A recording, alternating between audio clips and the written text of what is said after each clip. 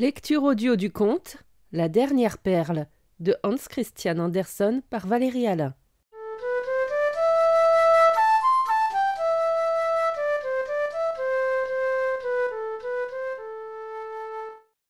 C'était une maison riche, une maison heureuse. Tous, les maîtres et les domestiques, et les amis aussi, y étaient enchantés, joyeux. Il y était né ce jour-là un héritier, un fils. Et la mère et l'enfant se portaient bien. Dans la confortable chambre à coucher, la lampe était à demi voilée. De lourds rideaux en étoffe de soie précieuse étaient tirés aux fenêtres. Le tapis était épais et doux comme de la mousse. Tout était comme il faut pour y sommeiller, dormir, si bien reposer. Et c'était ce que faisait la garde-malade. Elle dormait, et savait le faire. Tout était bien et parfait dans la maison. L'ange gardien du lieu se tenait au chevet du lit. Au-dessus de l'enfant qui était contre le sein de sa mère, s'étendait comme un réseau de superbes étoiles scintillantes, dont chacune était une perle du bonheur. Les bonnes fées de la vie avaient toutes apporté leurs dons au nouveau-né. Ici resplendissait la santé, la richesse, le bonheur, l'amour, bref, tout ce que les hommes peuvent désirer sur la terre. « Tous les dons sont là » dit l'ange gardien.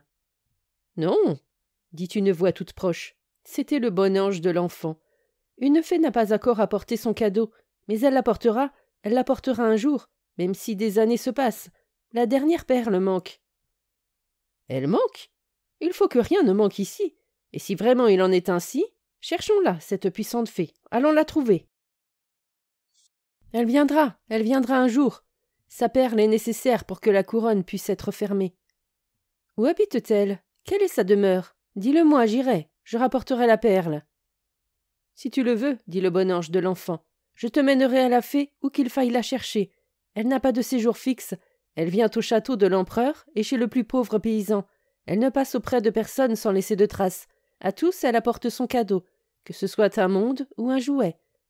Cet enfant aussi, elle doit le rencontrer. Tu te dis que le temps passe et que nous faisons rien. Soit, allons chercher la perle, la dernière perle de ce trésor. Et la main dans la main, ils s'envolèrent vers l'endroit qui, pour le moment, était la demeure de la fée. C'était une grande maison au corridor sombre, aux salles vides, et d'un calme étrange. Une rangée de fenêtres était ouverte, en sorte que l'air frais pouvait rentrer. Le courant d'air agitait les longs rideaux blancs. Au milieu du parquet était un cercueil ouvert, où gisait le corps d'une femme encore dans ses meilleures années. Des roses fraîches et ravissantes étaient posées sur elle, en sorte que seules étaient visibles les fines mains jointes et le noble visage transfiguré dans la mort par la sublime gravité de la consécration à Dieu. Près du cercueil se tenaient Marie et enfant, qui formaient tout un groupe. Le plus petit était sur le bras du père. Ils apportaient leur dernier cadeau. Et le mari baisa la main de sa femme, cette main qui était comme une feuille fanée maintenant, et qui les avait entourés de soin avec force et amour. De chaudes, lourdes larmes tombèrent par grosses gouttes sur le parquet, mais pas un mot ne fut prononcé. Le silence enfermait ici un monde de douleur. Et ils sortirent, muets, en sanglotant. Il y avait là une bougie. La flamme se tordait sous le vent et projetait sa longue pointe rouge.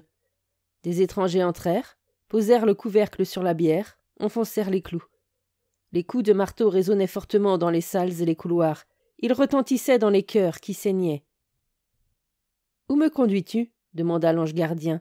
« Il n'habite ici aucune fée dont la perle fasse partie des meilleurs dons de la vie. »« Elle habite en ce lieu, ici, à cette heure sainte, » dit le bon ange, et il pointa du doigt le coin où, de son vivant, la mère s'asseyait parmi les fleurs et les tableaux, où, comme la fée bénie de la maison, elle souriait affectueusement à tous, mari, enfants, amis, où, rayon de soleil de cette demeure, elle répandait la joie, car elle était le centre et le point de ralliement. En ce coin même était assise une femme étrangère, habillée de longues et amples vêtements. C'était la douleur, maîtresse ici, et mère, désormais, à la place de la morte. Une larme brûlante tomba sur ses genoux, et y devint une perle. Elle brilla de toutes les couleurs de l'arc-en-ciel, et l'ange la prit, et la perle étincela comme une étoile au septuple éclat. Perle de la douleur, la dernière, dont on ne peut se passer. Par elle s'accroissent l'éclat et la force des autres. C'est la lueur de l'arc-en-ciel, et elle unit la terre au ciel. À chaque personne chère qui meurt et nous quitte, nous avons un ami de plus au ciel vers qui vont nos désirs. Dans la nuit de la terre, nous levons les yeux vers les étoiles, nous attendons l'accomplissement. Considérez la perle de la douleur. En elle sont les ailes de Psyché qui nous emporteront loin d'ici.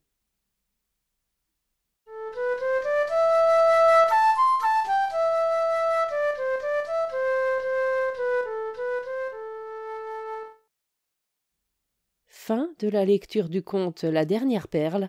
Merci de votre écoute. Je vous rends vos oreilles. Cœur avec les doigts.